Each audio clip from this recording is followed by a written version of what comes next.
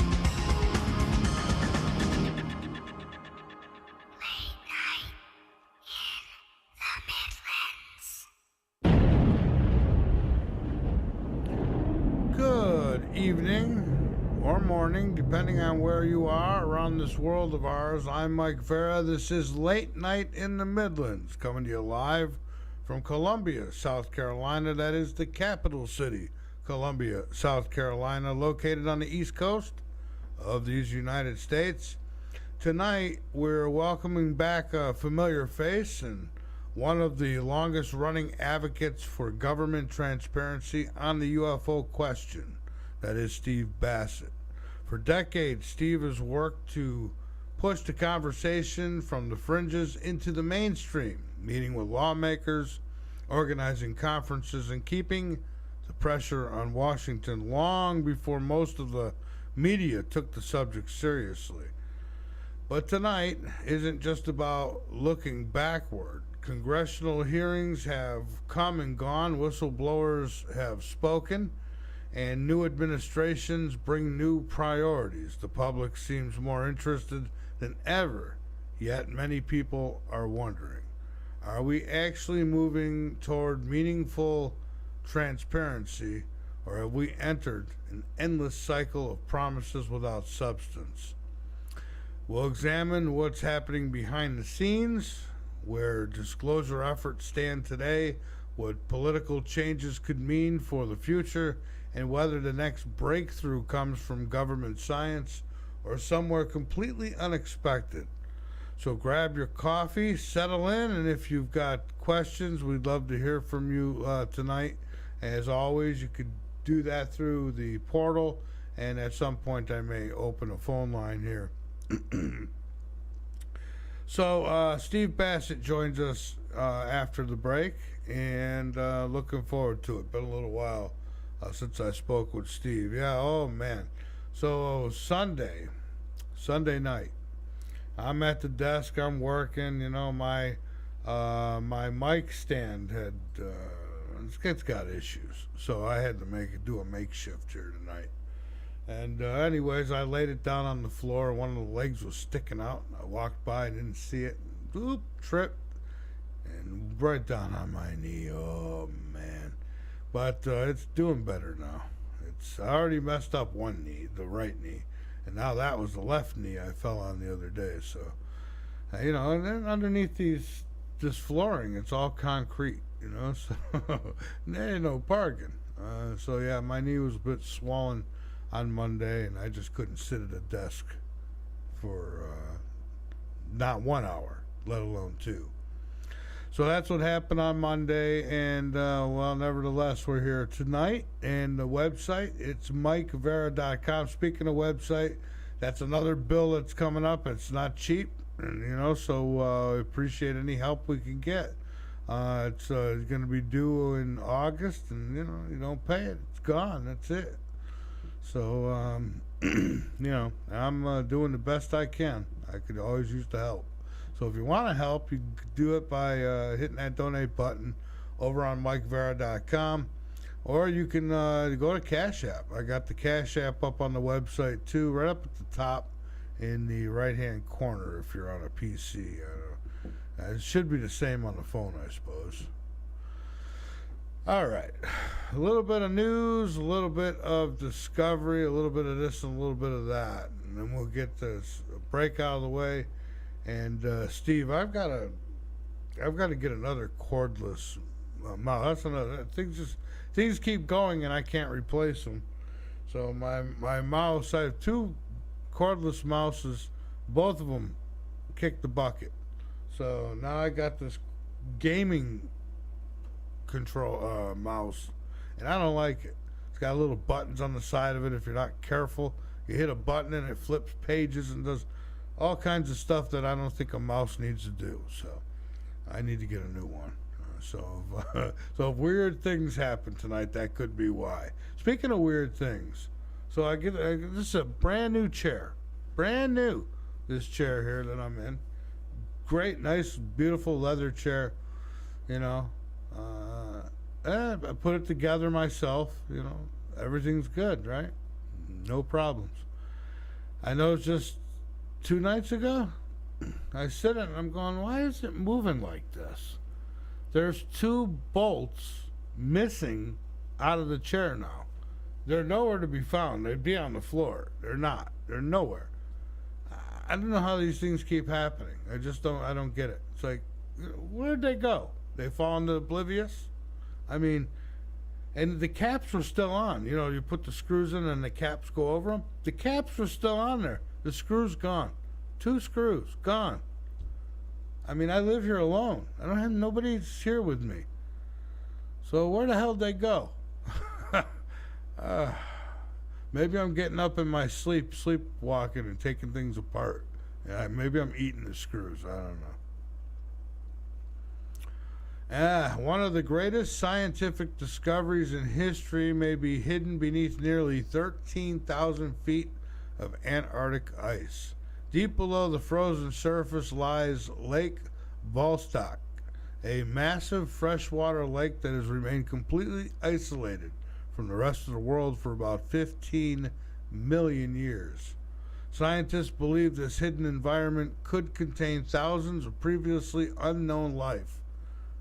That is life forms that have evolved in total darkness, making it one of the most exciting places on Earth to actually search for new species.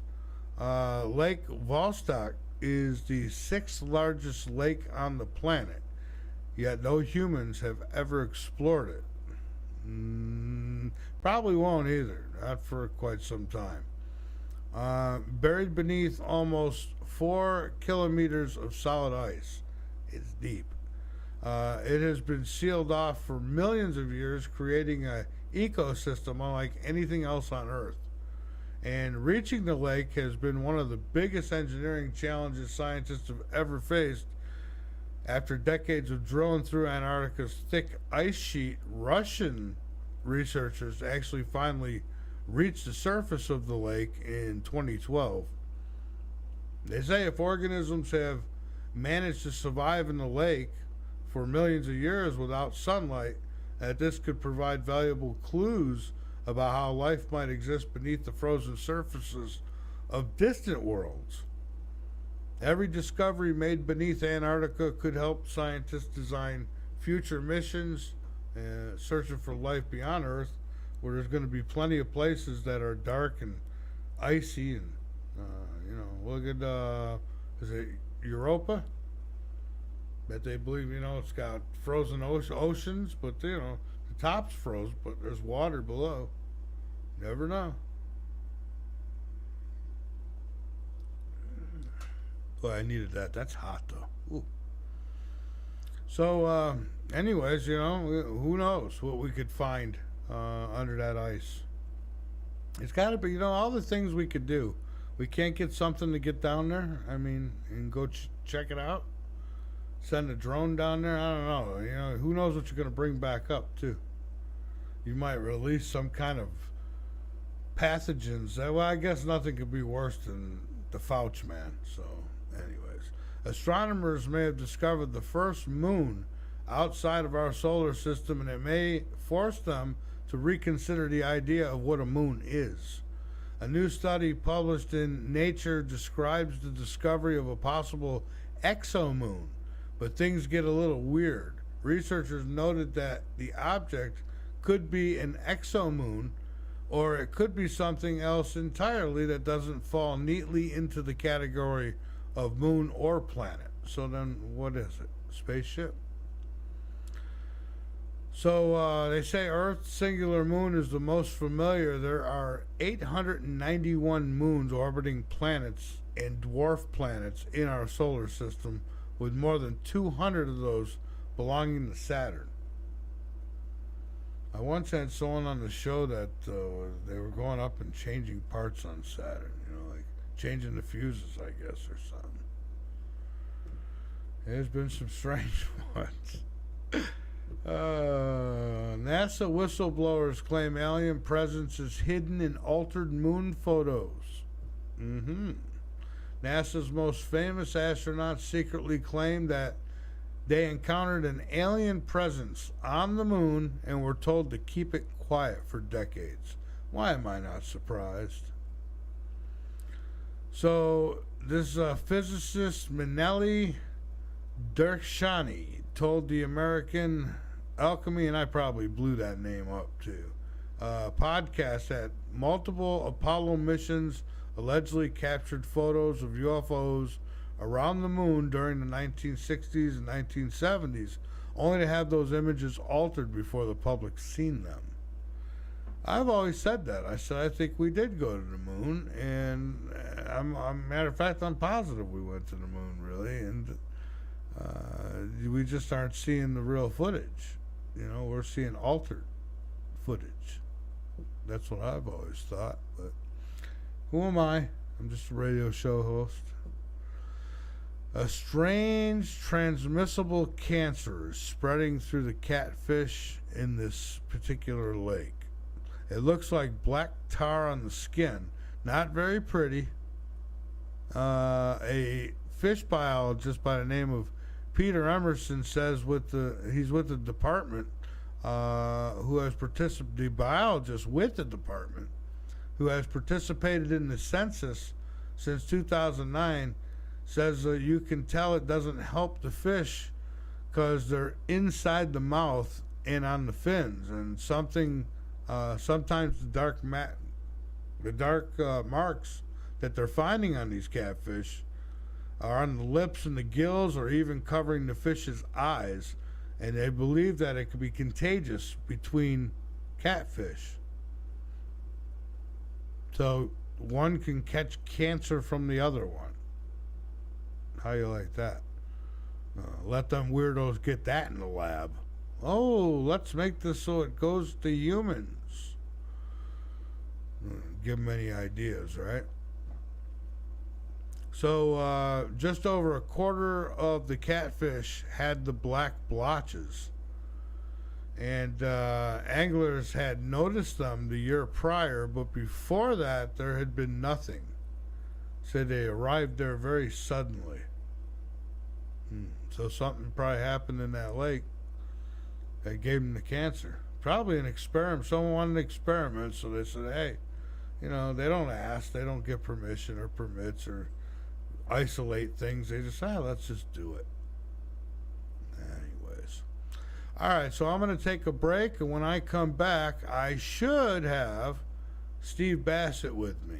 So hang on with me, folks. Again, get your favorite beverage and have a seat, because if everything works out the way it's planned, this will be a nice conversation. So this is Late Night in the Midlands. I am Mike Vara. It is Wednesday night, and we shall return. From the shadows to the signals in the sky, you're listening to Late Night in the Midlands with Mike Vara.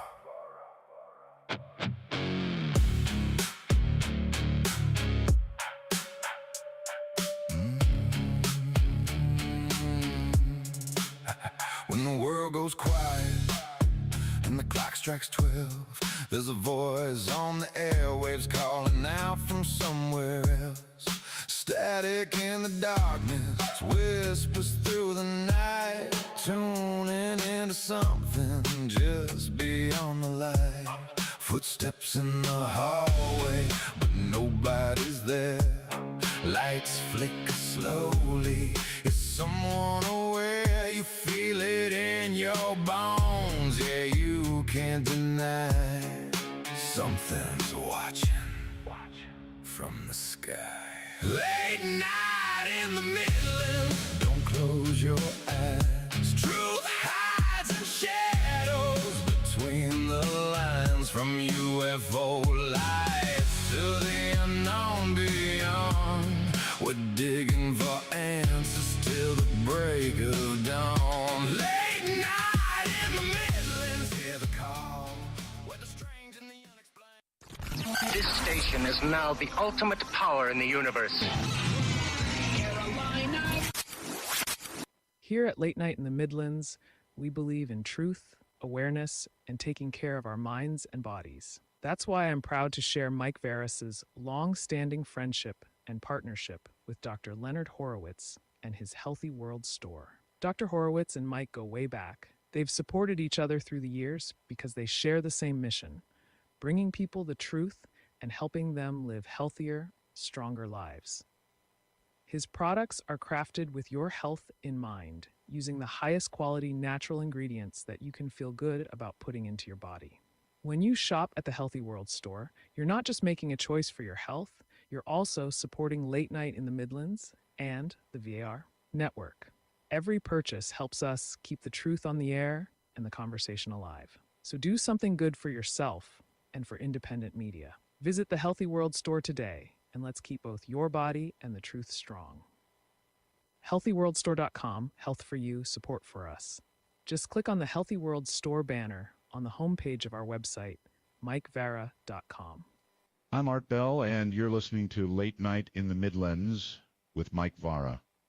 Every second counts, so why not make it count in style? The Late Night in the Midlands wall clock isn't just for telling time, it's a statement piece that shows the world you support alternative media. With a sturdy wooden frame, sleek plexiglass face, and a silent mechanism, it's perfect for any room. From your home office to your favorite hangout spot. Easy to hang with a pre-installed hook and built to last, this clock blends practicality with personality. Time waits for no one. Grab yours today at MikeVara.com and make every second a part of the movement. Late Night in the Midlands. Time well spent. This station is now the ultimate power in the universe. You're listening to the VARA Network.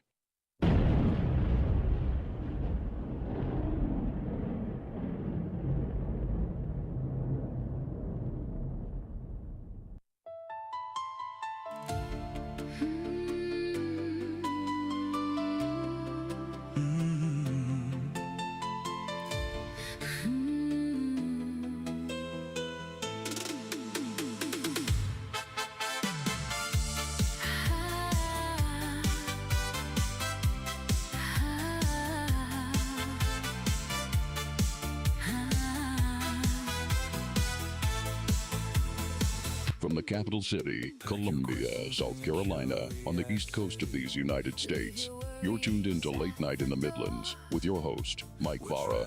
To ask a question to Mike, just send your questions through the Late Night portal located on our homepage at www.mikevara.com. To lights in the sky. The truth is waiting if you only try. Take a ride through the night.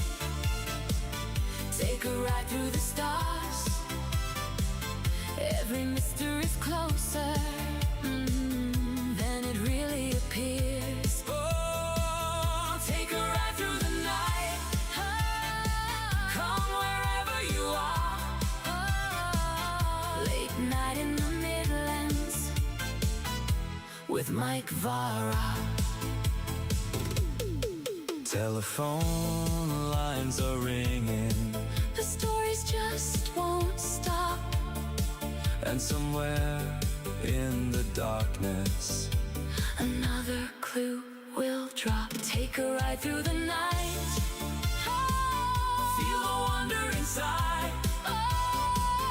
Late night in the Midlands, your guide through the night. All right, we are back. This is Late Night in the Midlands. I am Mike Vara, and I am right now without my guest. I'm trying. I don't know things happen, folks. Sometimes we've done pretty good the last couple weeks, so it's bound to happen sometime. But I still hold hope. So I'm trying here, but I'm not getting anywhere. So we may have to take a different route here. Don't know what yet, but we'll see. I don't know. I'll give it a little bit. Hey, get over to the website mikevara.com. Become a late nighter. Be informed, and by all means, inform others. So it's not right now, not looking good, but that's okay. I mean, we'll figure something out here. All right, so I guess in the meantime, we'll just yip yap. I don't know what else to do. I have nothing else strikes me right now. Coffee.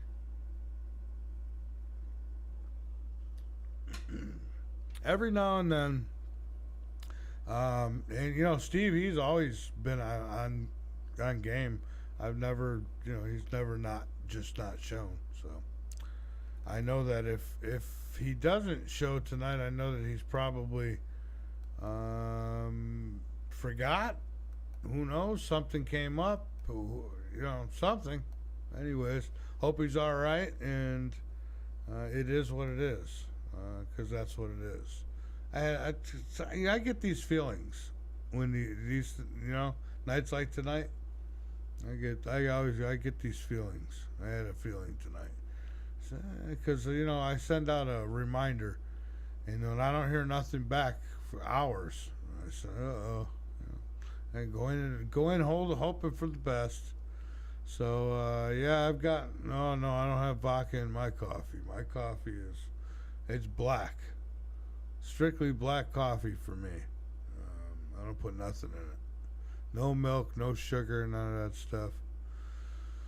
Oh man. So I got 2 bolts missing out of my chair here. I don't. Kind of upsets me because I just bought the damn thing. And I spent a lot of time, not a lot of time, but I spent time putting the damn thing together. And now there's 2, and if they fell out, they'd be on the floor. The caps wouldn't be. I don't know how to explain it. I really don't. Weird things been going on. It's not so weird where I'm ready to say, but just weird. I don't know. Maybe there's raccoons in the attic and they're coming down and messing with things when I'm not here. I don't know. It's how the bolts just get up and walk away. Then that flashlight, it's still yeah, I told her the batteries are out of it. So I didn't do it. Yeah, maybe I'm doing these things in my sleep. I'm gonna have to put on a camera tonight and record myself. Make sure, you never know. Well, you get surprised, you know. What if you set up a camera and you see yourself doing, you know, ungodly things, like taking bolts out of chairs? Oh boy, I hope not. Of course, it does beat the alternative. It definitely does. So I got a makeshift mic stand here tonight, because my other one is just no good. It's got a long arm on it, and it just keeps leaning. It won't stay up. It can't handle the weight of this mic. So I had to come up with something quick tonight. So this is what I'm pretty crafty when I have to be. All right. So I'm still, while I'm talking, I'm still trying to make this happen, but it doesn't look like it's gonna. Hello to everybody in the Rumble chat, the YouTube chat, and wherever else you are. Wherever you are. Yeah, no, not happening, folks. I tried. Nope. Not tonight. Not Steve. So, we'll reschedule it. We will reschedule it. So, you know, what are these weird things that happen? You know, like this. I mean, I've had things.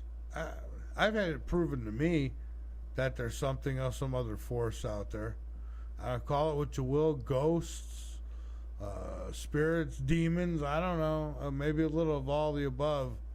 But, you know, where are they coming from? You know, why do they interact with us and we can't interact with them? I wonder. And I also wonder where the heck we're going when this is over with. You know, I have Aginas has been on. I've talked with, Dr. Richard Allen Miller, and, you know, and they make sense, and I believe what they're saying. You know, yeah, we're this energy and we're going to move on, but to what degree? I mean, I just don't want it to be boring. I'm really, that's my biggest fear. It's going to be boring. I just hope it's not boring. Hope you're not like standing in line waiting to come back here, you know.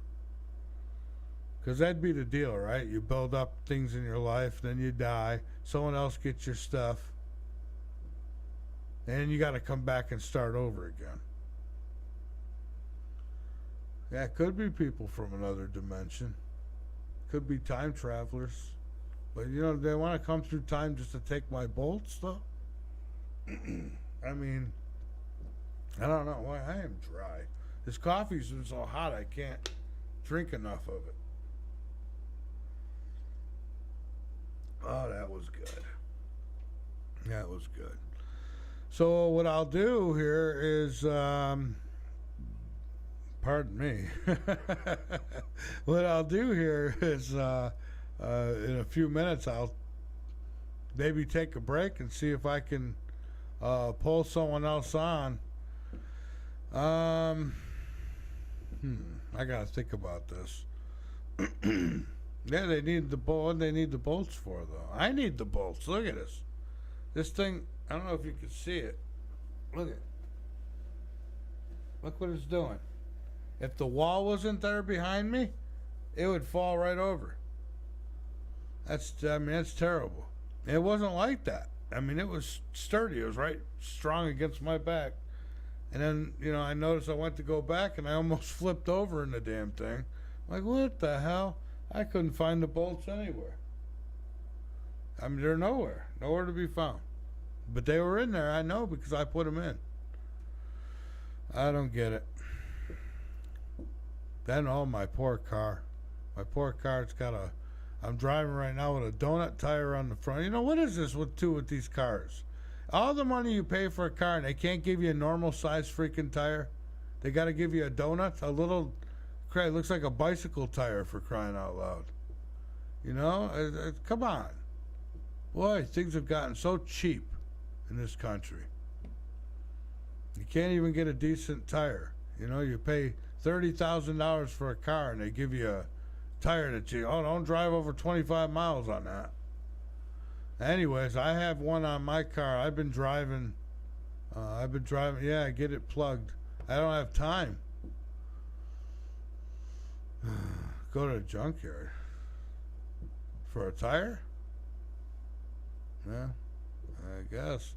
I mean, there's a little Mexican spot over around the corner here, and I usually go there for my tires. Get good tires, cheap prices, you know. I tried to get the tire plugged. I took it to Walmart, and they every time I take a tire there, they tell me they can't plug it because there's one time, oh, there's not enough tread on the tire. I just bought the tires. There wasn't enough tread on them. Another time, oh, it was too close to the sidewall. Can't plug that. I did it. I plugged it. It was fine. You know, this time it's right in the center of the tire. Oh, yeah, you need a new tire. Yeah, you need a new occupation. They also told me my battery, I needed a new battery. 3 years ago they told me that. I'm still driving on the same battery. I've not had any problems.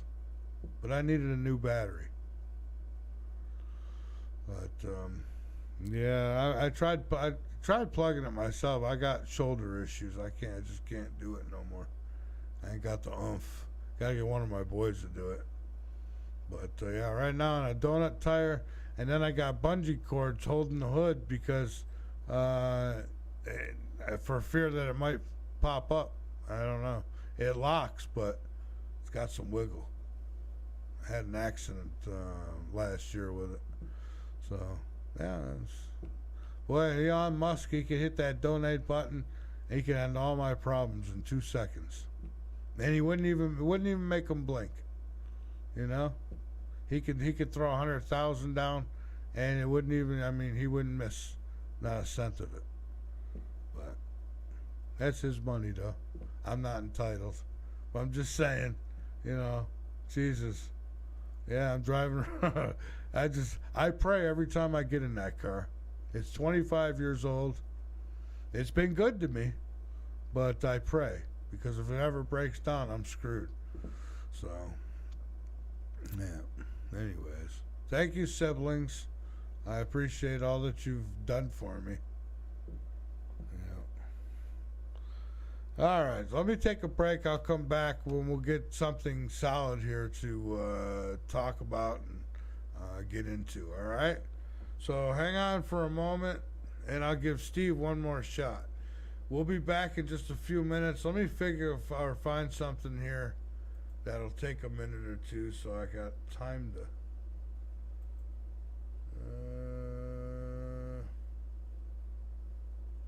All right, why not? Let's go with that. All right, we'll be back in just a few minutes. Shadows. Sorry, folks. Stuff happens, you know. To the signals in the sky. You're listening to Late Night in the Midlands with Mike Vara.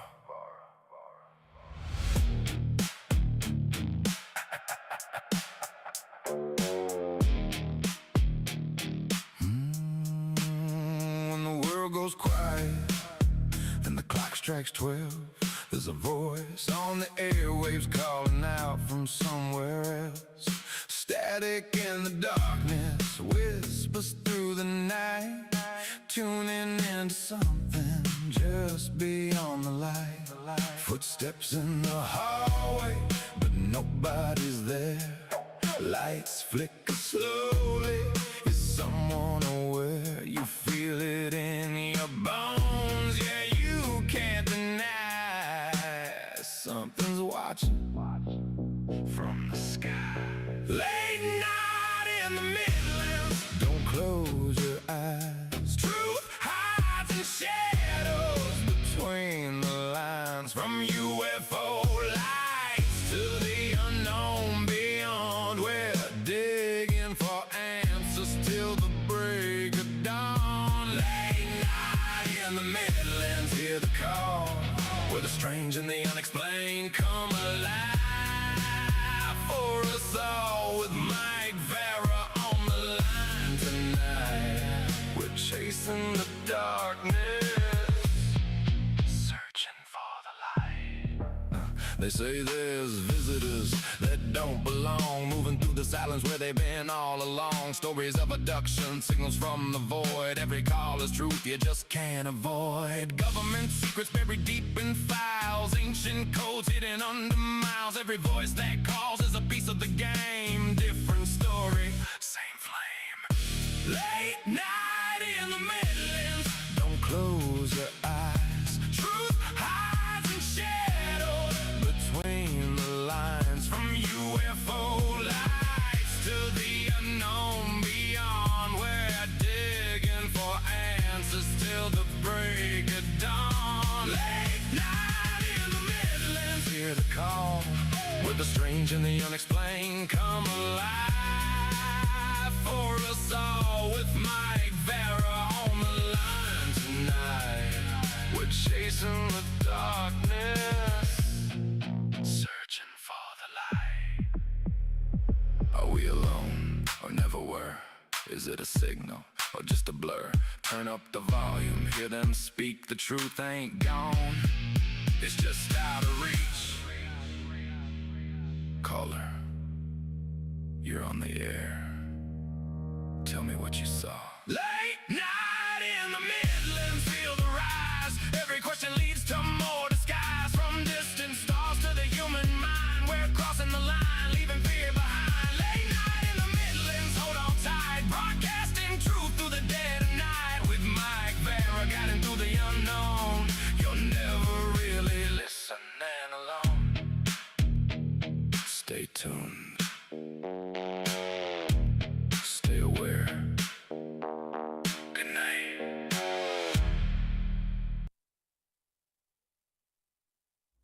All right, I think that was just about just enough time. Yeah, so not able to get a hold of Steve, so at least I put a valiant effort in. So, you know, we do the best we can on this show, and I don't have 20 producers running around for me or any of that. I mean, you know, we do what we can. You know, there was a time when I used to have a list of people to, you know, bring on if a guest didn't show up. They've all passed away, most of them. We only got a couple left now. Yeah, you know, John DiNardo, he's gone. I mean, there's a whole list of them. They just aren't with us no more. So, you know, I don't know. I figured I was talking about life after death. Might as well go there, right? So why do you think humans, you know, you and I, are so fascinated with death? And for those who aren't, I don't know, you might want to be, really, because, you know, we're all going to get there. There's no getting out of it. You know, everyone's going to be checking out. Just, you know, how we check out. I think that's the part that kind of makes me nervous. You know, every civilization, you know, has believed in some form of an afterlife. You know, the Egyptians, they built the pyramids. Some say preparing for it. I don't know. Did they build them? Or, you know, was there something higher above that had something to do with that? I don't know. You know, and then you had the Vikings. You know, they had their beliefs. Native American tribes, Christians believe in hell and heaven. The Buddhists, they believe in reincarnation. So does other religions too. You know, and so I guess the question is, could billions of people throughout history all be, you know, making up stories, imagining things, maybe all be wrong, or have they all been seeing pieces of maybe the same puzzle? You know, you could say, well, it's your imagination, it's your belief system, it's this and that. I mean, me, I know what I've seen. I know what I experienced. And you know, as far as proving it to anybody, I could care less. I don't care who believes me and who don't. I know it happened. I just don't know what it was.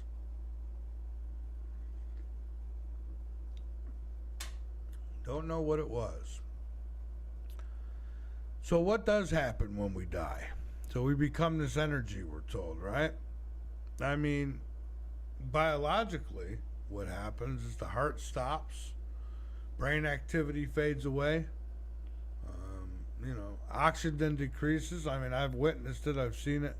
My mother, my father, uncles, aunts.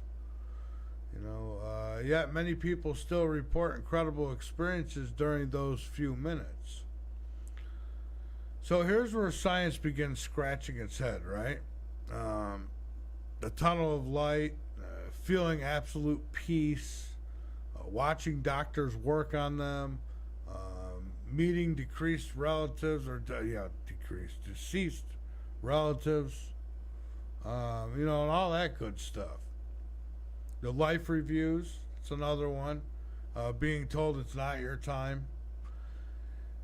Mentioned thousands of similar reports from around the world, and yet it's still unacceptable.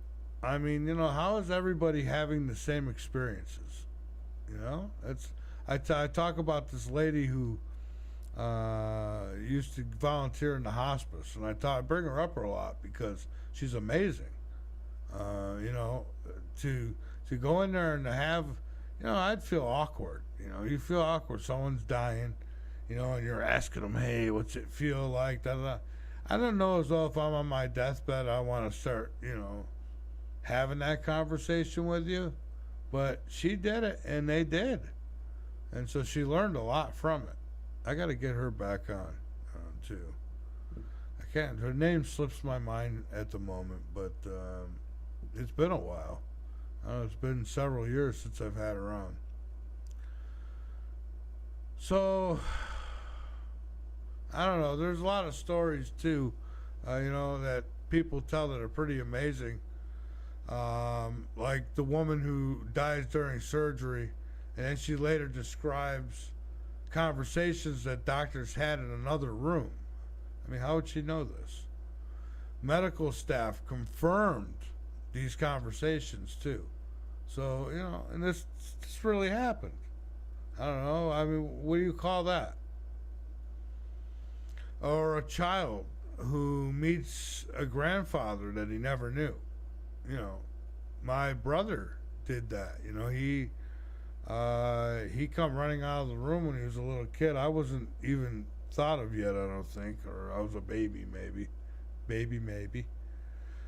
Poet didn't know it. And he ran to my parents' room. My mother told me the story, and he described my uncle.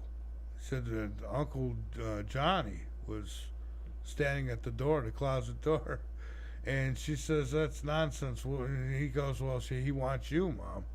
And she's like, what do you mean he wants me? He says to come get you. And she said it was kind of scaring her. And she says, what was he wearing? And he described him to a T to what he was buried in. And he wasn't at the funeral. So, how do you explain these things? Blind people who report seeing. Several blind from birth patients claim to see colors, faces, hospital rooms during clinical death. So if the brain isn't functioning, who's doing the seeing? Right? I mean, you're clinically dead, then, where's that eyesight coming from? So, tonight we're kind of talking about the one destination every single one of us shares. The one that some of us don't like to talk about. Kind of a taboo subject. And but not so taboo with me. Hospice nurses. Someone said hospice nurses. How about discuss hospice nurses? I can only tell you about the one that I met. And, well, actually, there was a couple with my father, too, but that was different, I only talked with them briefly. And the one told me, she said when he had passed, she says, he could still hear you. And I said, that's creepy. I mean, how would you like to be laying there, you're dead, you're dead now, and you can hear everybody. but you can't do nothing. I mean, but then that would tell me that, well, then his soul's still in there? I would think as soon as you die, you get right the hell out of there. I would. I'm certainly going to try. Hopefully my knees don't hurt so I can get up and get out quick. And, these hospice nurses, though, I mean, the one that I interviewed, she told me some stories, She said that many report patients saying things like, I'm seeing my mother, my dad is here, the angels have come. My mother said that. She says, she told me and my father, the angels are here. She pointed up at the ceiling, where the ceiling and the wall meet at the top of the room. And then she just looked at us. She could see that we're like, kind of like, what? And so she goes, oh, never mind. Just make sure your father takes his pills. I mean, shit. That's something. Then there's patients who suddenly become peaceful. Some reach upward. I've seen that. I've seen that before. They're reaching up. My buddy's grandmother, she did that. She was just reaching up into like she's trying to, connect with somebody. My uncle, he thought he was fishing. And he's sitting on the bed and he's throwing the line in and everything. I mean, he was just going, he even rolled off the bed onto the floor. And he thought he was in the water. It's amazing where the mind goes. Now, he was on, end-of-life drugs and stuff. My mother wasn't, and neither was my father. So, then there's some appear to be speaking with invisible visitors. I guess that could my uncle could classify there. My aunt, I had my mother's sister. She had cirrhosis of the liver because she liked to drink, and she's, I don't know, in her 40s. She was young, and she was in a hospital bed, and she said, no, I'm not ready to go. I'm not going. No, I'm not ready. And she was arguing with somebody, and then all of a sudden she just passed away. So I think whoever she was arguing with won the argument. I guess you don't get a say. But yeah, I mean, and there was more than one person she was talking to. And she'd look one way and talk, then she'd look at the other one and talk. And, that's kind of creepy if you're in the room and you see this stuff. Patients, some patients have severe dementia, and they suddenly become completely clear just hours before death, like they're back. Nobody knows why. It just happens. Electronic voice phenomena. Electronic voice phenomena. Why? I experimented with that, and I had success. I had a little girl, she said, so who cares? Then another one that said, am I dead? The little kids are creepy. Kids are creepy. Because, they're just creepy. I mean, first off, don't like kids on the other side. Don't like them to be on the other side. I mean, they're children. It's sad right from the get-go. But, I mean, when they're laughing and playing jokes on you, then you don't know what you're dealing with, too.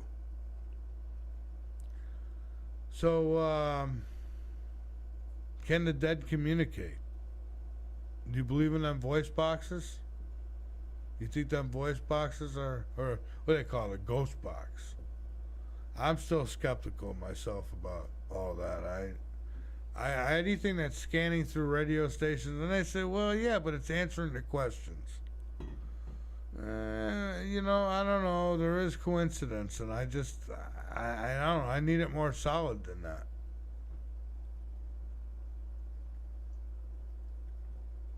I mean, and there's a lot that's being said that has nothing to do with the question, too. So it works both ways. But, through EVPs, I think they can. I think they can, it'd be nice to have a steady conversation. That's what that ghost box is supposed to do. But, I don't know. I don't have a lot of faith in it myself. I mean, it's wowed me here and there. I ain't gonna lie, but I still just think, it's just one of those things. I don't think it's consistent, and and it's hard to back it up because it's scanning through radio stations.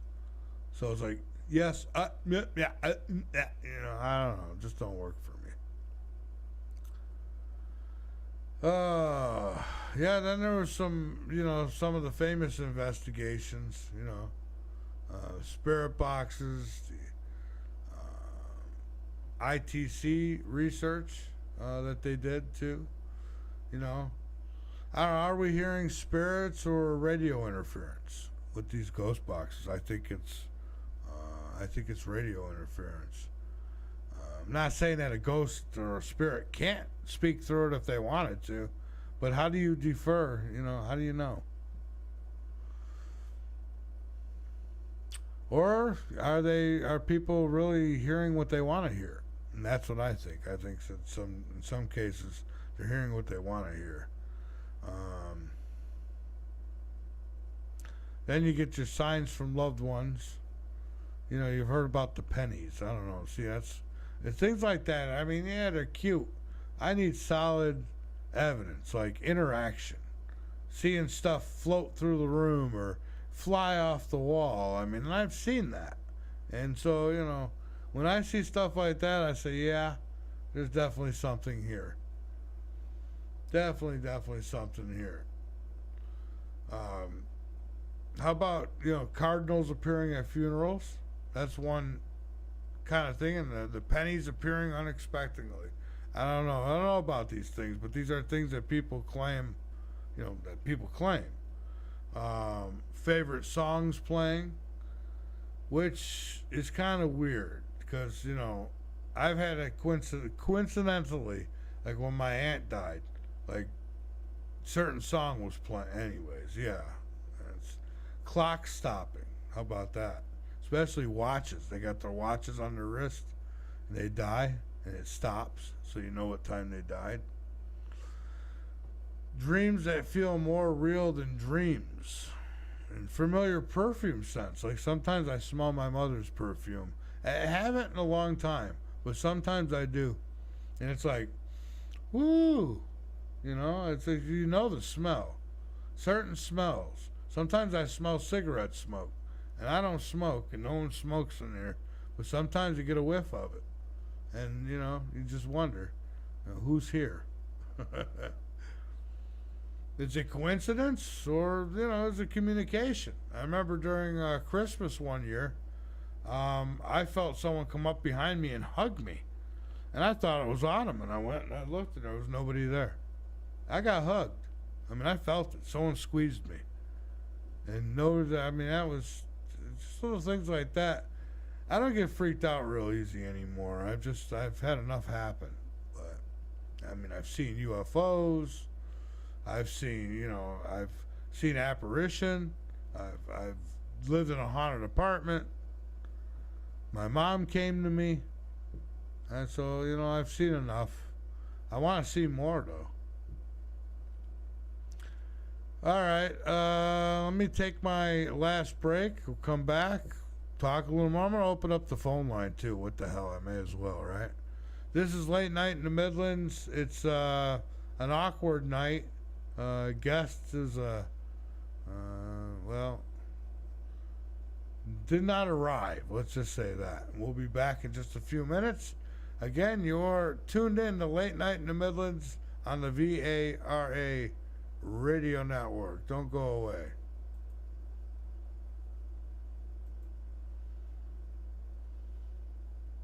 Yeah, that's helpful. Let's get that up. There you go.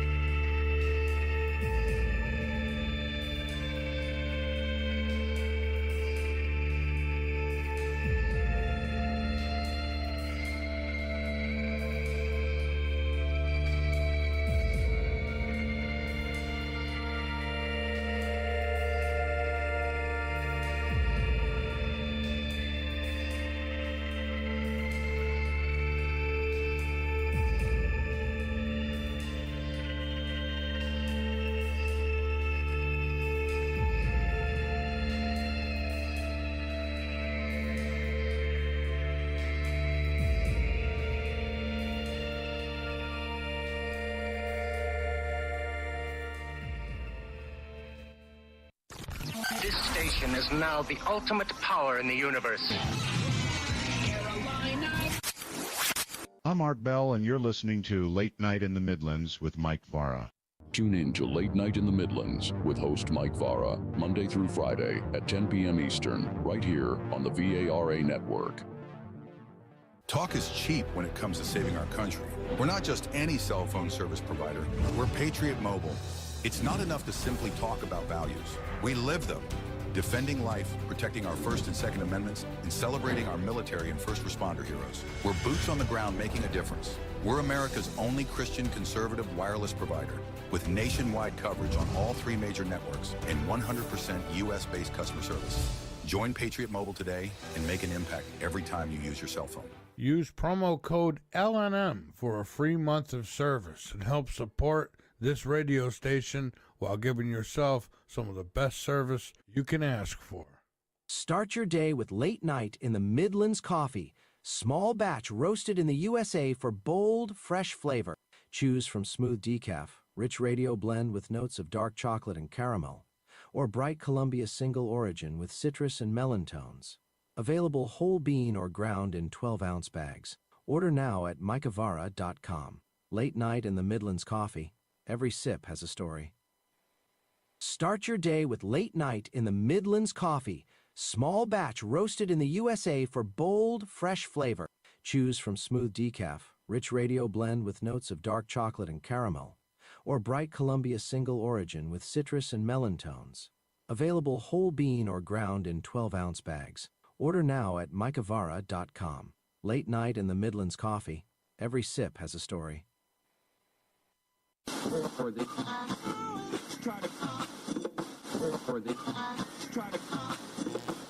The search is over. You found us. You're listening to the VARA network.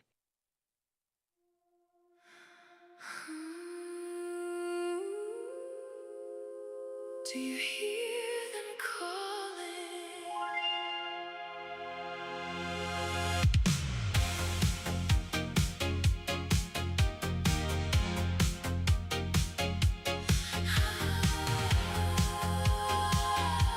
Do you hear them calling? I was tuning through the silence late at night when a voice came drifting through the pale moonlight. So we've been watching, we've been here before, from the stars above to the other shore. There's a feeling deep inside you can't explain, like a distant echo calling out your name. Every signal carries secrets through the air. Something's reaching from somewhere. Oh, you can run, but you can't hide from the truth that lives inside. Signals in the midnight sky, dancing where the worlds collide. Aliens and souls that never die, calling from the other side. Oh, don't turn away tonight. Step into the neon light. Late night in the Midlands knows the way. Hear what they're trying to say. In the darkness there's a doorway we can't see, where the living meet eternity. Through the static All right, comes a Wednesday whisper night here, soft and folks. low. Late night in the Midlands. I still have the pickup. Every caller's got a story left Mr. Bassett has contacted me, but at this point, I mean, there's no point. I'll reschedule him because then we wouldn't get, we ain't gonna get a full show out of it. So, but anyways, he did reach out, and so we'll get that rescheduled. And for tonight, we'll just, wing it and swing it and do the best we can. Friday night, I got Wesley Thompson joining me. And I got to be honest, I'm debating whether I'm gonna put that one on YouTube or not, because he sometimes, no matter what I tell him, he's just got areas he goes that might be no for YouTube. So don't be surprised if Friday night, if we're only on Rumble. I hate to do that, but I don't want to get in any trouble. Anyways, so the website, it is MikeVara.com. Go on over, become a late nighter, be informed, and by all means, inform others. And yes, David, I've gotten the wands and I've used them, and maybe that's why my knee has felt better so quickly. I don't know. I'll give it. I'll say it could be, but David sent me these wands, they're like metal, they're copper wands, and they got magnets, strong magnets inside. And one day, I was on the show, as a matter of fact, and and I had them both in one hand. I don't know what the heck happened. I touched something or what, boy, but I mean, it went through my arm. I could feel the energy, and it did not feel good. But this time, I used them on I said, all right, let me put them around my knee and see what happens.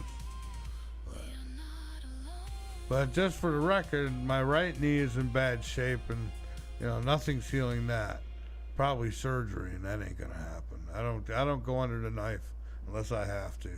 I mean, it's got to be life or death, because I am.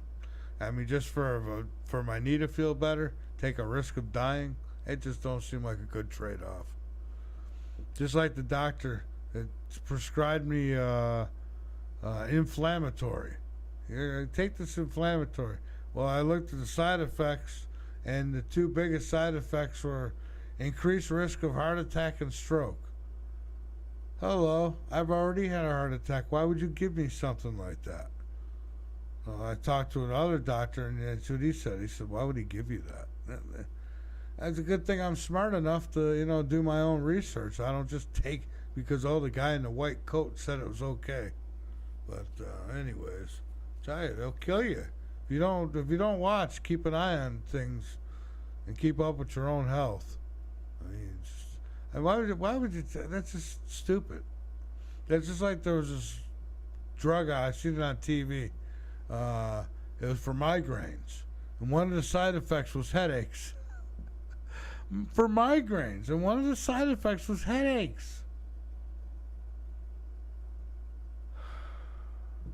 But most people just, they'll take it. Get rid of their migraines. They'll still have a headache. Guess a headache's better than a migraine? Anyways. All right. I did say I'd open the line. I don't know. Let's see. I'll try.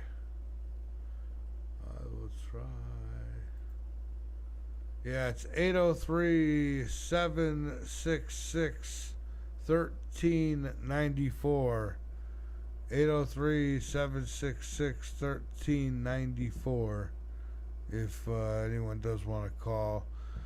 I got some questions that came in for Steve, but I'll just save those for when he comes on, because I can't answer them for him. I cannot answer for him. Hey, listen, folks. Again, we need your help. So please hit the donate button, or if you don't like, doing it that way, there's Cash App, which is listed on my website on the homepage. It is $. You better go on the website because, $ Vara Radio. That's what it is. $ Vara Radio. Matter of fact, it's on the screen, I think. So you can get it there too. But help out, because we need it. We need it. We got the website coming up. I've got some other stuff coming up too, and long list of laundry. All right. So if I do miss your call, it's because I can't see it. So bear with me. How about consciousness? I think Aguinas gave a good, and so Dr. Richard Allen Miller, he does a pretty good job too of explaining consciousness. is it created in the brain? Or is it received by the brain? The brain doesn't create consciousness at all, according to these guys. It tunes into it. And that makes total sense. So, many physicists have suggested that consciousness may not be entirely explained by current neuroscience. Some researchers have explored whether consciousness has properties that are not yet fully understood. It does. A lot of it's not understood. I think consciousness is to the soul as the brain is to the body. That's what I think. I think the consciousness is the soul's brain. It's mind. It's, it's transmission, if you will.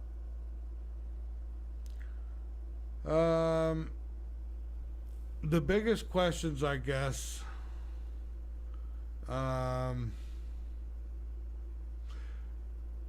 what if dying is the end? And what if it isn't? Would it matter? I mean, if it isn't, if it is the end and there's nothing else, you're not going to know anyways, right?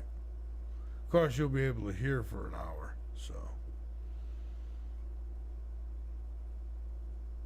Imagine waking up. Back in it still happens today, and sometimes, especially in third world countries. People wake up in the morgue or wake up in the casket. Can you imagine? They said they used to have bells with strings going down into the grave. So if you woke up, you ring the bell. If I woke up in the casket, the hell with ringing the bell. I'd have a heart attack. Might as well just stay right where I am, because I'd have a stroke right there. Oh man, like it's worst fear right there.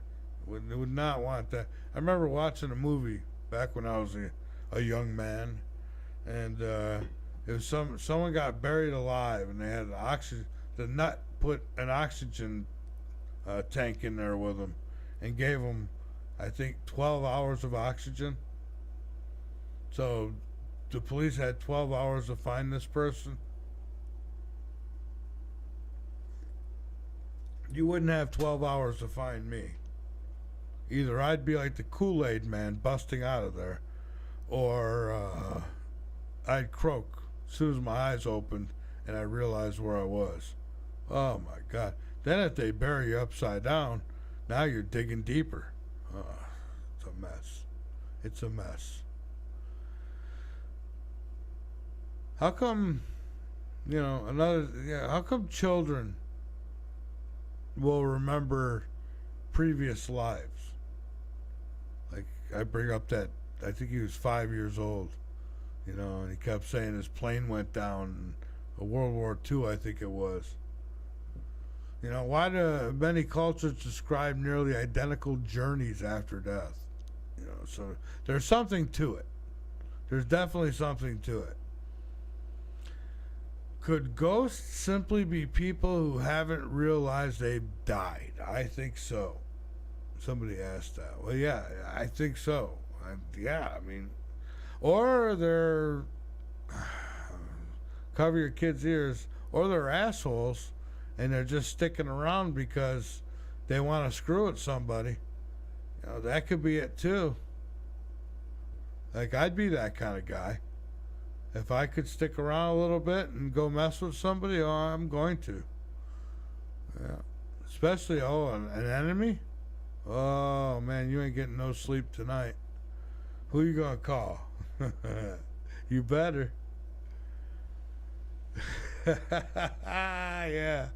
So, if consciousness survives, where exactly does it exist? Just in space? I wonder if we'll recognize our loved ones. If we're all just this energy, I don't know. Do we feel it? Do we see it? They come to us, those of us who have been fortunate enough to have the experience, they come looking, like this, like you do now. Like my mother, she looked like she was in her 30s. She looked really good. My father, on the other hand, I had a dream. I'll tell you what, though, it was so real. Like, I mean, he looked. His eyes were all bloodshot. He didn't look good, and he looked a little. I don't know. I think it was the way he looked. I think that's how he looked like in his late 50s. You know, and he just. They say you can come back for whatever age you want. I don't know. I don't know how that works. I haven't got the instruction manual yet. But yeah, he looked, he was in a dream. All he did was look and just shake his head. And I remember waking up out of the chair thinking, it took me a couple of minutes because, I'm looking around. I'm like, oh no, where'd he go? Where did everybody go? I know that it felt so real. But with my mom, that was real. She, when you're told things, and then those things happen. How do you explain that? Something's real there. Something happened. I didn't need all that experience if I'm just psychic, which I'm not. Yeah, will we recognize our loved ones? I don't know. I hope so. Because I know one that I want to right in the back of the neck. Pets. I wonder if pets greet us. I'd like to see my tiger. I had a dog named Tiger. He's the best dog in the world, he was. He thought he was human.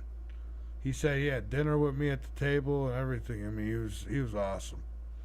He was part pit bull, part chow. And he was so sentimental.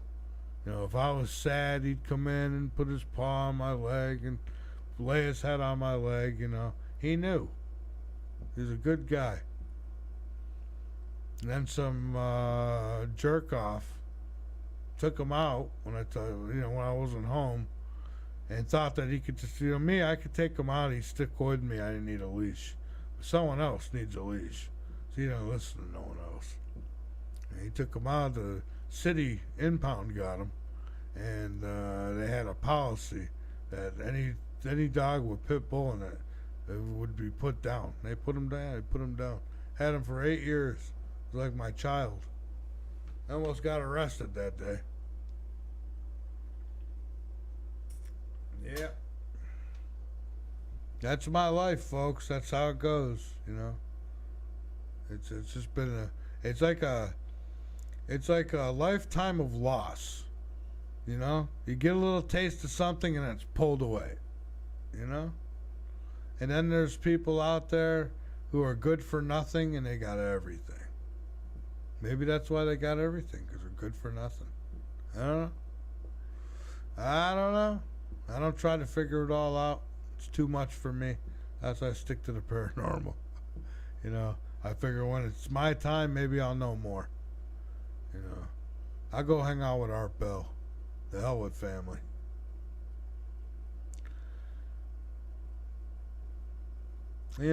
Some say that time don't exist. Surf, he said it, many times don't think time exists. So then what about heaven? So then it would exist outside of time. That makes sense too, I guess. This place called heaven. And you get in there, you don't age, right? I'd go back to 30. 30 years old was my best. At 30, I miss my 30. 30. Most people you get depressed at 30. Not me. I was excited at 30. I looked my best. I was in the best shape of my life. I could have lifted a car over my head. Not no more. Now I have trouble lifting me out of bed.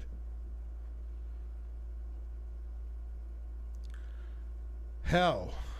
Some might say it's a separation from God. Which I think it would be. You'd be down there with Satan and Saddam. You ever watch South Park? They got him. He has a gay relationship with Saddam Hussein. Well, now it's Trump. He left Saddam. He's with Trump now. they always got to pick on Trump. Oh, boy. Some say, someone says, I think it's a separation from love. Death? Separation from love? I don't know. I can't even pretend. I mean, anything could be right because I don't know. I don't know. I know that when I've seen people die, and you look in their eyes and you can see there's nothing there. It's like empty, totally empty. And when they're alive, it's not. It's like you can see that spirit, you can see that energy. It's weird. But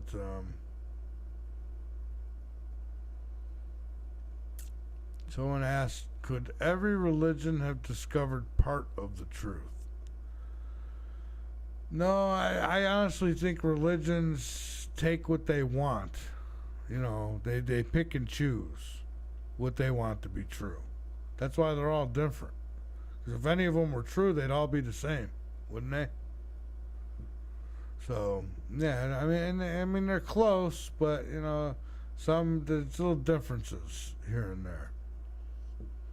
So, but, yeah, I don't know. It's part of the truth,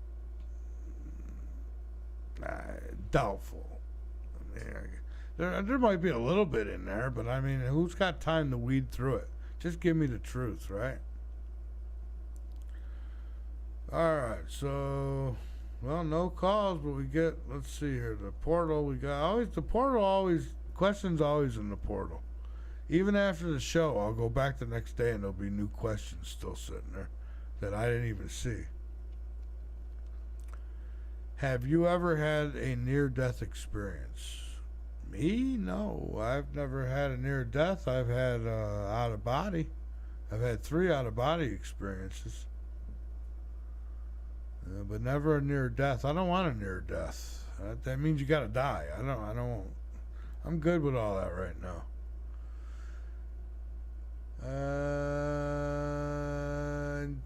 Names would be good. I like when you add your name. I mean, you don't have to, but there's a few of them here. Quite a few, actually.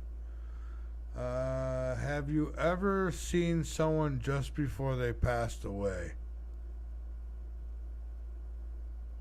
I've seen somebody as they were passing away.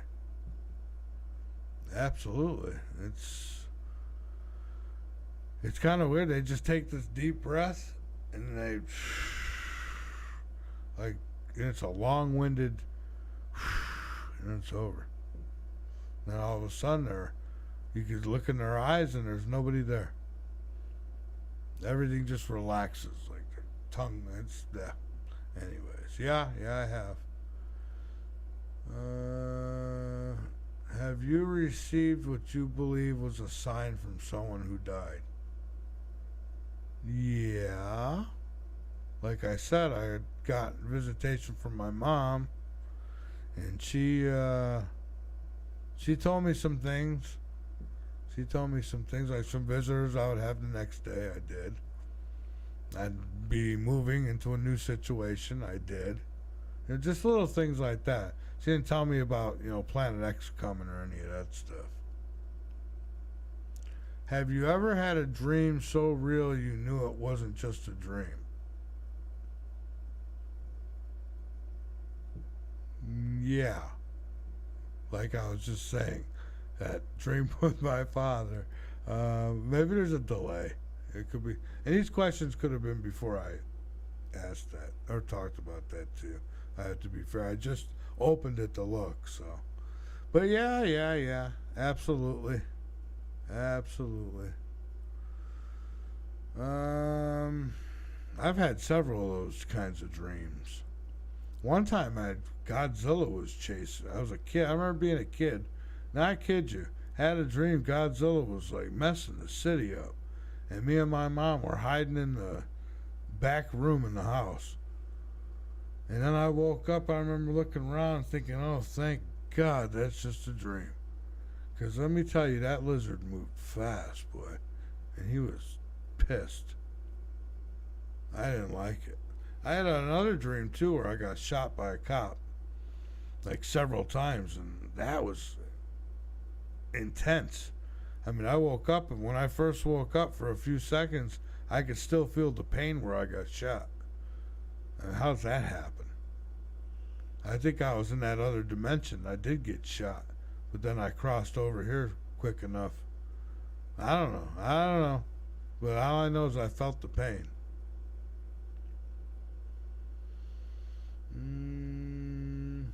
Do you believe consciousness survives death? Absolutely. Absolutely. I definitely hope it does. I sure hope it does. What do we got? One more? If you knew with certainty life continued after death, would you live differently? No. No, I wouldn't live any differently. I'm doing the best I can. I mean, I'd like to live better, more high quality, but I'm good. I'm alive. I'm on the right side of the dirt, so I'm healthy for the most part. I mean, I'm not Richard Simmons or anything, but everything's working and functioning, and so I can't complain, I guess. And if I did complain, it wouldn't matter. Nobody'd listen anyways. So I guess no matter what you think, there's enough has happened, enough people have had things happen where, I mean, you could be the biggest skeptic in the world, but you can't deny that there's something. So I don't know what it is, but something in there. I think it's a cross of dimensions. It seems like the ETs can do the same thing these ghosts could do. They can walk through walls, and so I don't know. They all know something we don't. All right, folks. So let me close up with this, and then I'm going to give you a half hour of recorded with Steve Bassett. So, in closing, first off, please go to the website, hit the donate button. Definitely need you. I'll be back with you live on Friday. I've got Wesley Thompson joining me.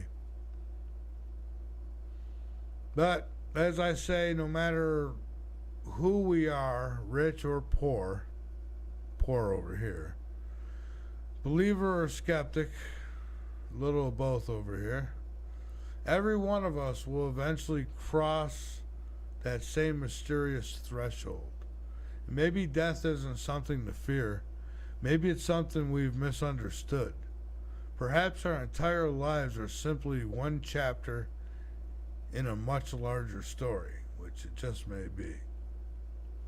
Whether you believe in heaven, reincarnation, another dimension, or nothing at all, tonight's conversation reminds us that the mystery remains one of humanity's greatest unanswered questions.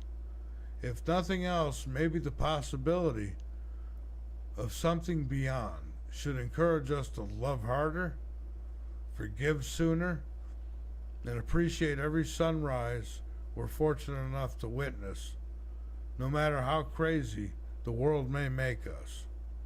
Until next time, keep your eyes posted to the sky, because you never know what you might see. And keep your ears posted to this broadcast, because you never know what you may learn. I'm Mike Vara. This has been a live broadcast of Late Night in the Midlands. Good night, and perhaps until the other side, folks. All right, so here is... let's see. Here's Steve Bassett. I'm going to give you about 30 minutes of that. Let's see. What is going on with this?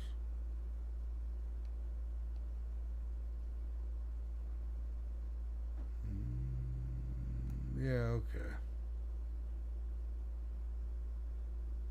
Oh, they want to just send messages. which, hey, works for me, whatever. Either way, I don't care. As long as the questions get through, that's all that matters to me. MikeVara.com, MikeVara.com. I imagine it's got to be pretty similar. The only difference is maybe, well, I can't say that people don't come to you because my mom came to me in one. So, am I crazy? I don't know. Maybe I am. Maybe I am. Let's take a look. Anything? Yours now at MikeVara.com. Well, if I missed a call, I apologize. I think I did. I don't know, but I think I did.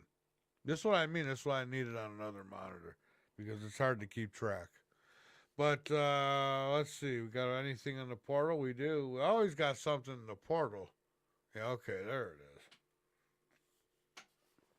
So we did. I did miss a call. Let's get it. Good evening.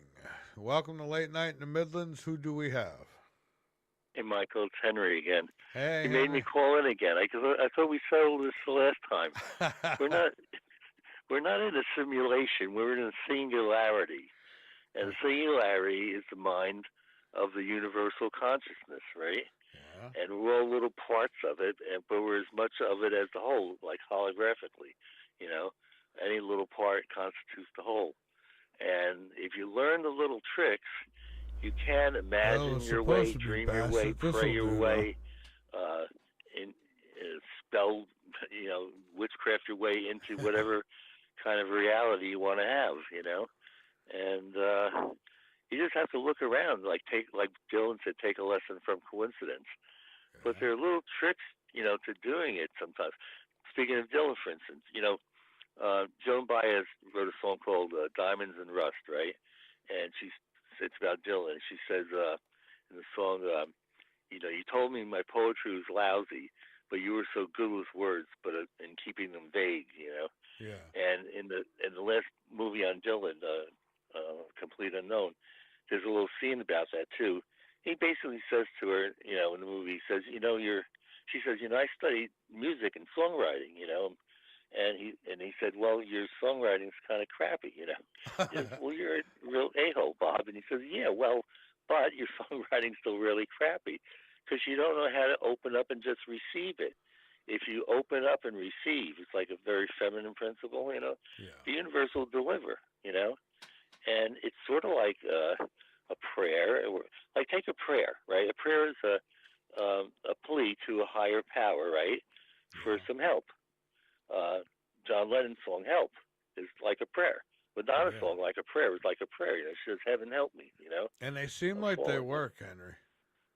Yeah, and prayers work, but so does and a spell is no different. An incantation is a plea to a higher power to manifest some reality, but it's all the same basic principles. And if you learn how to do it and receive it, people who write songs will tell you it's just, when that song comes into you, it's like you get incredibly high, it's like almost like a miraculous feeling. But this is known by mankind throughout the eons. All the religions of the world talk about this, but I don't, but here again too, I try to stay away from talking about it because I always feel I'm just talking to myself because we're all that one thing, But yeah, well, and what happens? No good deed goes unpunished in this world, Right. So you think it's more of a collective consciousness then? Yeah, there's only one, but like we were like little nodes, like you, me, any personality, through time, but any person can affect it, But then you get to something like disclosure, right? Aliens have been a big part of our history of mankind, right? Oh yeah. In the past, they ruled the world. And it's not insignificant. But we've had these horrible wars and inquisitions and all kinds of, periods of where 70% of the world were slaves, and some of those aliens are kind of nasty. But so is the mind of God and humanity. It imagines this stuff and dreams it up because I don't know, maybe it gets bored. Who knows what the problem is? Well, yeah. But So we better hope that he never stops thinking about us then. Well, who's they? Well, What do you mean? the collective consciousness or whatever it is must be thinking all this stuff up then, right? Well, it's our consciousness. You have to get that. You really have to bite the bullet and say to yourself, if God is everything and everything is God, then you have to be God, and that means the consciousness that you experience is the consciousness of God.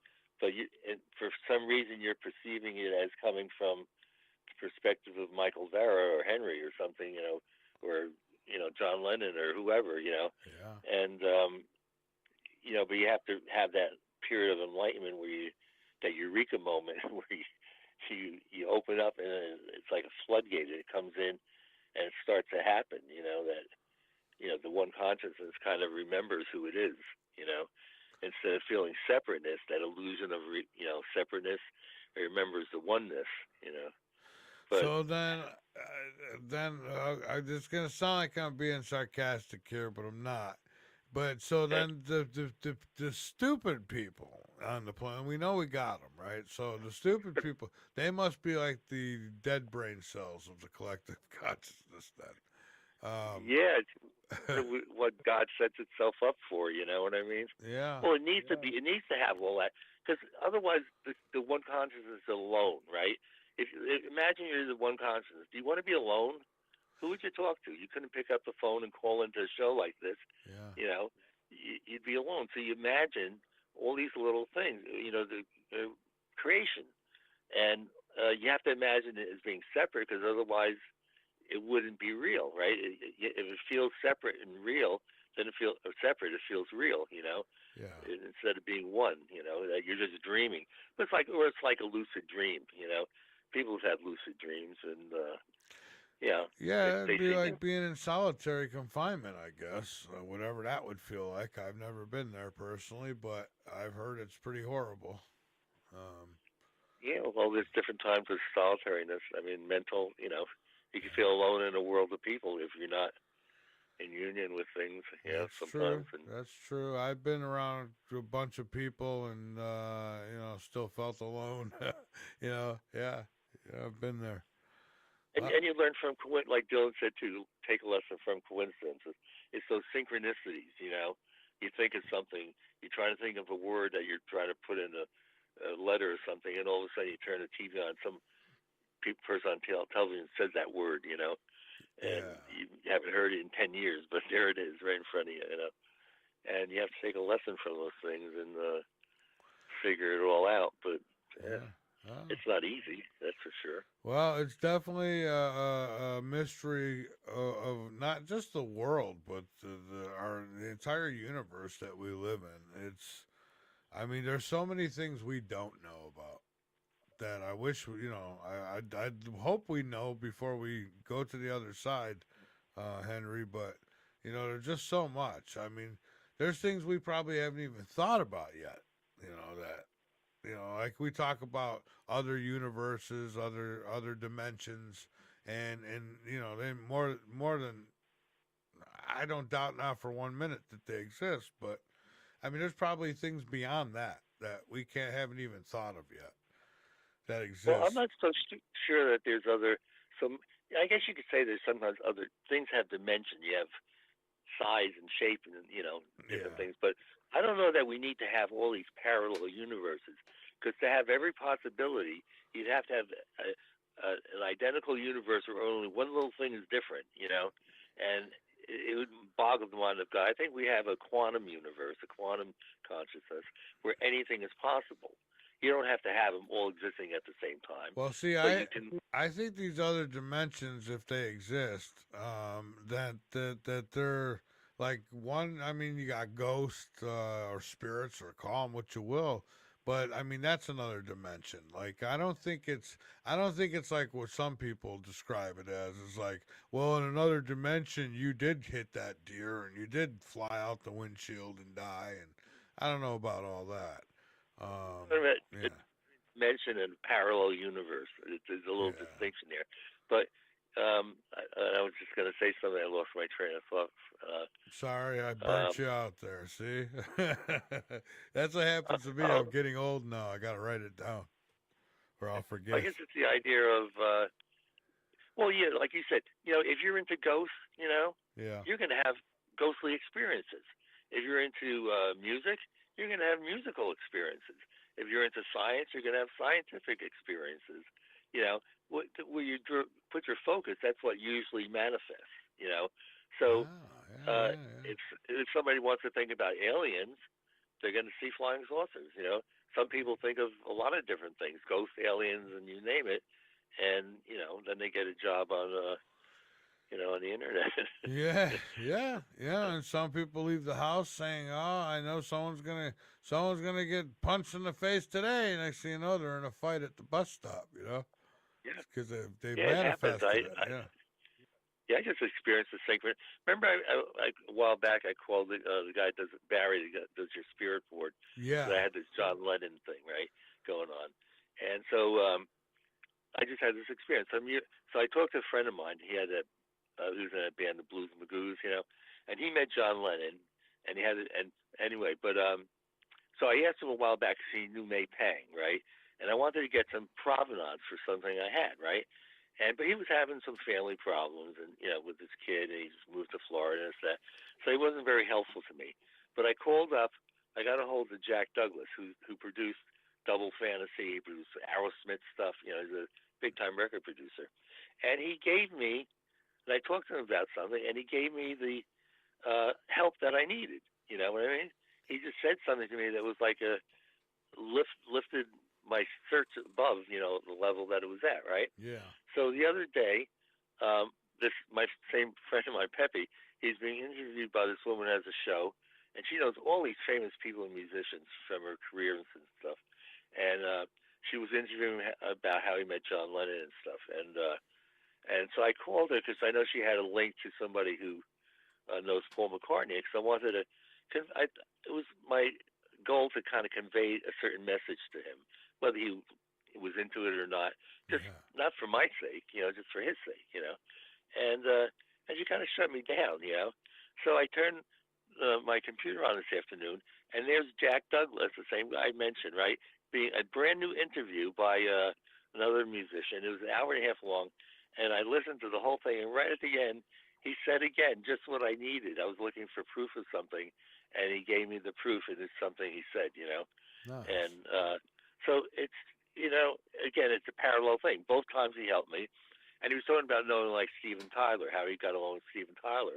And he said, well, it's kind of like a Yonkers Bronx thing, because he was from the Yonkers Bronx area where I'm from, Yeah. and that's where Steven Tyler was living when he had a band called The Strangers in high school. And, I remember when they opened for the Byrds at the county center. He's a great musician, and so, but it's a coincidental kind of thing, and then coincidences arise because everything is interconnected, and but you just have to look. Anybody could buy a book on Hinduism and read some of the words. Just reading them, sometimes they're mind opening. It's a very simple thing at the end. It's just that there's one consciousness, and it manifests reality, it imagines it, and you're as much part of it as the one. What you're experiencing is the one consciousness, but you got to figure it all out. But anyways, it's there. Yeah. All right. It's in books, and so anyway. So that's my 2 cents. Yeah. Well, that's what I'm trying to do. Figure it all out. I would hate to be just like I don't know, a consciousness that just floats around, and I see like a fishing bowl full of like little tadpoles or something, all just swimming around, with no goals in sight. So after this life, what comes next? I mean, who knows, right? But I mean, what is it after that? I mean, are we just gonna float around as thoughts, or you dream up a new reality? Remember when I last called, I was mentioning, I wanted to just tell you, I was talking about how I had this. I thought it was an astral projection, but I realized the minute I leave my body, I'm dying, you know. And that wasn't a one-time experience for me. I had 5 of those experiences in about a 3-month period. Yes, I knew it was very real. You know, it wasn't something I dreamed up or imagined. It happened to me 5 times. I found myself bouncing around in my bed, and I'm floating above myself in my room, and then zoom, I'm out in outer space, traveling at the speed of light. Probably going to some other planet to reincarnate, but I was traveling at the speed of light. You know, it's fast, but it's not like instantaneous.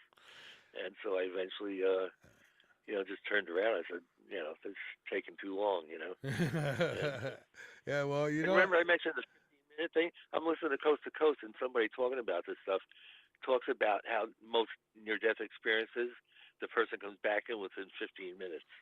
You know, coincidental, or maybe it's, proof. You got a time limit, maybe, you got to get back in there. Yeah. So, I don't know. Yeah. But, you know, I mean, you're a pretty smart guy. I know you know this stuff. I could tell because, just some. Yeah, it's just every time I think I've got something locked down and I got it in a bag and it seems to find that rabbit hole. It's so deep. It's like you when you answer one question, then comes 50 more that need to be answered. Yeah, well, problems, you have to use logical deduction. Usually the simplest explanations are the correct ones. People live their lives a lot of times through obliviousness of things. I did it as a little kid. I had a BB gun when I was 5 years old. I had a 22 a couple years later. And I remember hanging around with friends and, shooting at turtles and birds and things. And, I became a vegetarian at 17 because I wasn't going to kill an animal again because I got a little bit of enlightenment handed to me. And, but I was oblivious to what I was doing as a kid, But I sort of wasn't because I knew as I shot that little frog on the ground, pretending it's a monster, I'm 5 years old and with my friend with a BB gun, and I see it suffering, and we kept shooting it to try to kill it and put it out of its misery. I realized it was wrong, But again, youth is a different thing than adulthood and stuff like that. But you learn and you try to remember. You can't be oblivious to what your actions have ramifications for yourself and other people. And if you live with obliviousness, you maybe pay for it karmically in the end, one way or another. Henry, really quick, I'll tell you. I had a frog experience too when I was a kid. I remember walking over to Veterans Bridge. It's a big bridge, a road underneath. It's an overpass. And there's a little frog, and he was hopping along, and, I grabbed him and said, oh, I'm going to throw him over. If he survives, we'll leave him alone, right? Well, we threw him over, and he hits the ground. He's just laying there for a second, then he gets up, starts hopping. My buddy goes down, gets him, bring him back up. We throw him over again, And I'll tell you, that night and for a long time, I couldn't sleep without thinking about that frog. It's like he haunted me. Yep. Yeah. So. Well, that's part of learning, and you have to, learn and from experience, and you get more knowledge as time goes on. Usually, for most people, you have to use maybe use that consciousness and become the frog. And I say this, Henry. We're like a piece of fruit. When we first come out, when we're first born, we're connected to the branch, and umbilical cord. Then they break us off the branch, and from that moment on, we start to rot. We get older, we start getting spots on our skin, just like a peach. And before you know it, all that's left is the pit. That's it. Well, that's a distinction between the body and the consciousness. There is, even though it's all consciousness.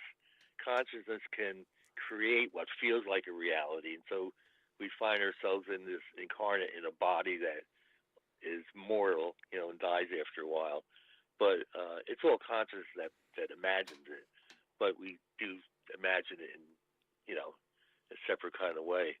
So, but I don't think we have to be afraid of that because it's our body, it's our consciousness, it's our mind, Yeah, I'm not afraid no more because I have enough people that I love that have gone before me. And so I feel like if it was good enough for them, it's got to be good enough for me, right? So, Yeah.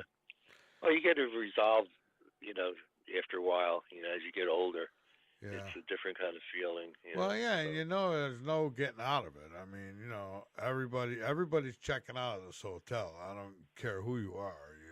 You're checking out, and one day or another. So you might as well just accept it because some people they fear death. There was a Twilight Zone episode about that. The little old lady, she kept the door locked. She didn't want to let Death in the house to get her. And it was inevitable. You're going. you can't hide from death.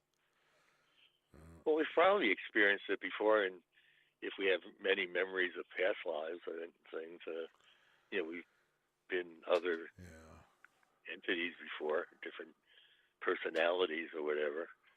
So I hope I never become a frog. I know that. I think once you get to be a person, you're pretty high up on a totem pole there. Yeah. Well, maybe you could do things that knock you back down. Maybe if you killed a restaurant full of people, God says, "Oh no, no, no, no, gotta take a few of those badges away. You're going down a few levels." And back to a squirrel you go. Cat's chasing you. I don't know.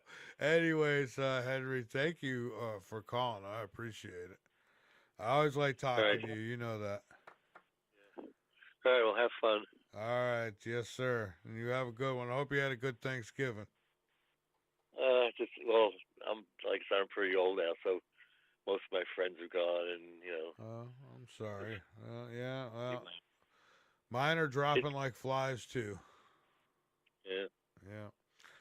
All right. Well, have a good one, my friend. Keep up the good work. Thank you. Bye. Bye-bye. All right, there goes Henry. I love Henry. Henry, he's been calling in for a while. But back in the day, he used to call in and always has something intelligent to bring to the show. He's never calls in with just, I can never say nothing bad about him. I mean, he's a very smart man. All right. So, yeah, the poor frog, he haunted me, folks. He haunted me. And I mean, I'd be laying in bed thinking about it. I feel horrible. It's like, why did I do that? And to this day, that's why I say, if it came down to it, I'm not going out and killing no animal and cutting its fur off it and eating it. No, I'm not. It's not me. I'll eat bark off the trees first before I do that. I just, there's plenty of other things to eat out there that I don't have to do that.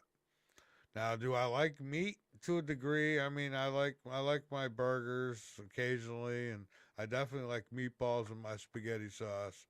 Outside of that, I could do without the rest. I mean, and then it's gotten so expensive anyways.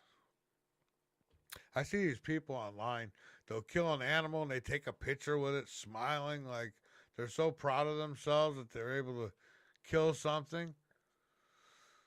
I don't know, they like to, I hear in the South, I hear all the time, that's good eating. Everything's good eating. Well, go ahead and eat it. I'll go get me a Hot Pocket. All right, so again, I asked about whether we were living in a simulation. Henry's pretty much laid it out for us. But some others have had their thoughts on it too. So let's see. I got Mark in South Dakota, Rapid City. Is it as rapid as they say it is, Mark? I know. Ha ha ha, right? Mike, I had a moment a few years back where everything froze. People, cars, even the wind. Oh, you're living my dream, Mark. You're living my dream. People, cars, even the wind. It was like the world glitched for about 3 seconds. I always wanted to have a little stopwatch where I could just, and everything stops. And I could do whatever I want until I start it up again. Oh, I got an imagination, man. He says, then everything snapped back like nothing happened. I swear it felt like someone hit pause on reality. Oh, that's interesting. Now, scientists will tell you it was something in the brain, chemical imbalance, not enough sugar in your diet, or some dumb thing, right? I'm going to tell you, maybe somebody was in the room, if you were, I don't know where you were, but maybe somebody hit the stopwatch. I seen a movie like that before, too, when I was a kid. This guy, I don't even know, I have no idea what it was called or anything.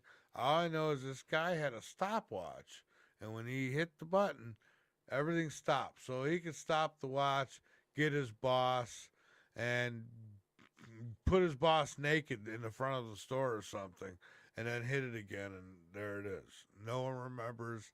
Cameras didn't record nothing. It was because time was stopped completely. Boy, I'd love to have that stopwatch. Anyways, maybe someone did pause reality. I don't know. I don't know if I've ever had that feeling. It doesn't stand out to me, so I don't think so. But I've had the way down where I felt like I couldn't move. I've had that. That's not a good feeling either. But I also have sleep issues. But anyways, Tamara is in Virginia. She says, I've had repeated deja vu. Not normal deja vu, Mike. I'm talking full scenes happening exactly as I dreamt them, down to the words people say. Maybe it's not deja vu. Maybe it's psychic abilities. It's like I lived it already. Feels like the simulation reloaded the same scenario twice. Yeah, maybe.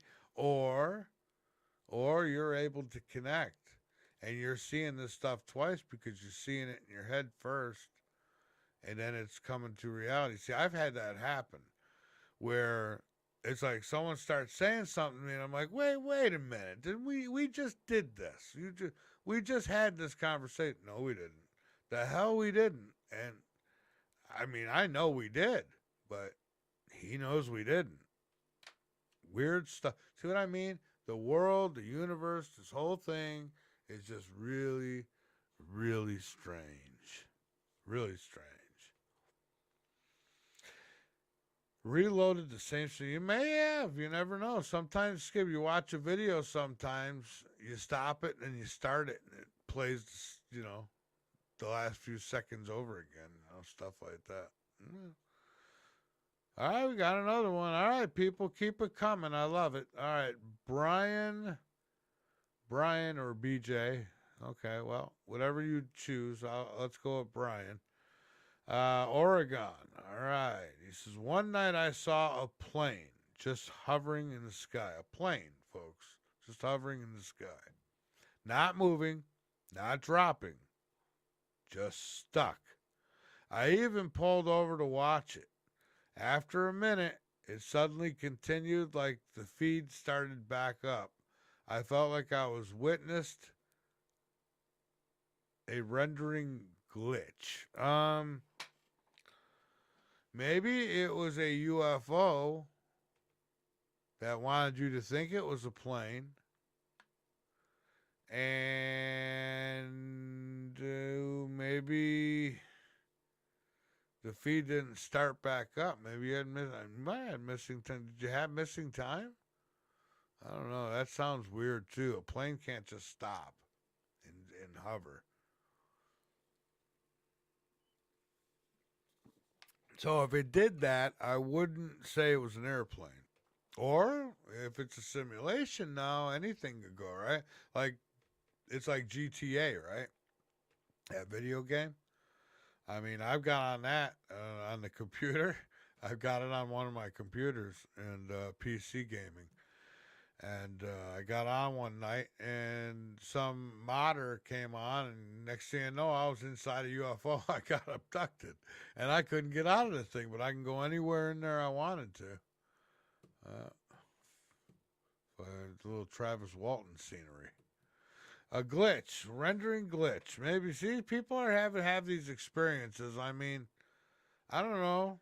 You'd have to ask a scientist. They're going to tell you it's chemical reactions in the brain. Something's not firing right. Yeah, something's not right. All right, Hannah, Buffalo, New York. All right, go Bills. Go Bills. Got the Steelers on Sunday. Time to kick some butt. There's a guy out there by the name of a 1962 military plan proposing terror attacks on American civilians, hijackings, bombings, blaming it on Cuba to start a war. Only stopped by President Kennedy. One of the reasons they blew his brains out. Is one of the most shocking false flag plans ever publicly revealed. Publicly revealed. It's a true thing that with this here. So when you see all this, I mean, you know, if you had somebody in your home that lied this badly to you, would you keep them there? But yet we do. COINTELPRO. COINTELPRO, yeah, that is one. All right, I'll get real quick. I don't have to save the rest of this. So, because you wrote in, Angela, I'll go for it. Angela said, first off, she's in Ohio, and says, Mike, COINTELPRO never stopped. They just changed the name. Boy, you have been listening to Late Night in the Midlands, haven't you? I'm not being so smart a guy here, but I mean, that's exactly what I say. She says, anytime a movement gets too loud, civil rights, UFO disclosure, anti-war, you see the same playbook. Infiltration, discrediting, turning groups against each other. It's the old system with new technology. Oh, darn, Angela. Well said. Very, very, very, very well said. Exactly. It is the old system with new technology. COINTELPRO has not. I mean, just look at all the crap they were doing to get you to hate Trump and get you to vote this way or that way. The lies that they I mean, that's all COINTELPRO. It's lies, government lies. Anyways, that's going to do it for us tonight. I had so much more, but you know what? There'll be another night, I'm certain. Please get over to the website, Late Night in the Midlands.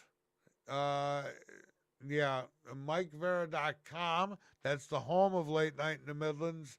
And hit that donate button. Hit the subscribe button. Would definitely appreciate it. Folks, I see these other questions that came in.